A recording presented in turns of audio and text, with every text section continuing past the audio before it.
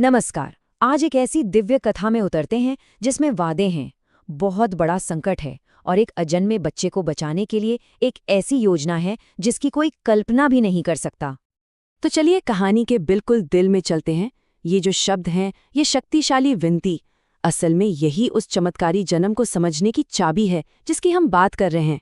ये एक ऐसी इच्छा है जो पिछले जन्म के एक बहुत गहरे अफसोस से पैदा हुई थी।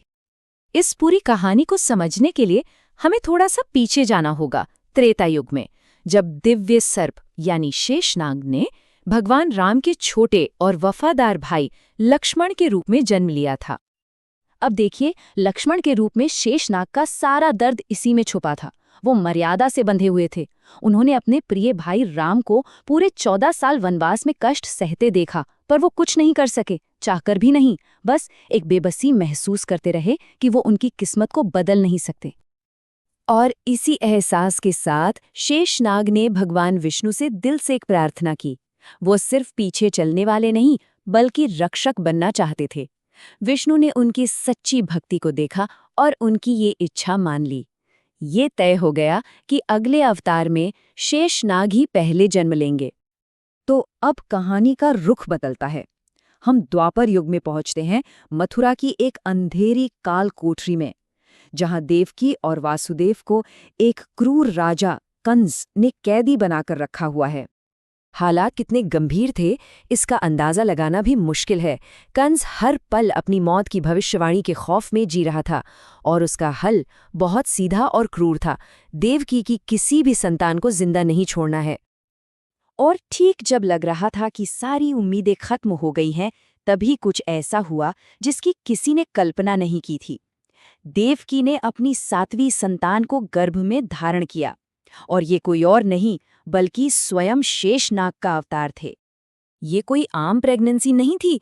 देवकी के शरीर से एक चमत्कारी, एक दिव्य रोशनी निकल रही थी, जिसने उस पूरी जेल को रोशन कर दिया था। देवकी और वासुदेव के लिए तो ये एक उम्मीद की किरण थी, जैसे भगवान ने खुद कोई संदेश भेजा हो। लेकिन कंस के लिए ये रोशनी एक बहुत बुरा संकेत थी। जब उसे इस चमत्कार के बारे में पता चला, तो उसे शक हुआ कि कोई बहुत बड़ी दिव्य साजिश चल रही है, और जाहिर है उसका इरादा और भी मजबूत हो गया। उसे यकीन हो गया कि देवता उसके खिलाफ कोई खेल खेल रहे हैं।